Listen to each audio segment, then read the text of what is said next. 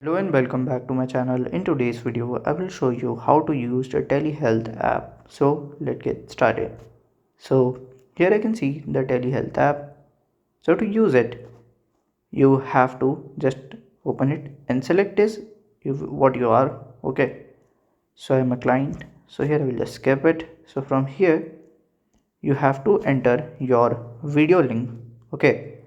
So when you will just explain what you have the problem, and at here you have to give the unique video for your appointment, and they will set appointment with your doctor and you can use it. And it's a very easy app. It's not a rocket science or it's not a hard to use. Okay.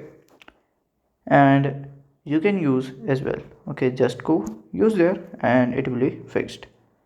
So if you have any doubt, you can ask me on my comment section, and if you find this video helpful, make sure you like, subscribe and share the video. Thank you for watching.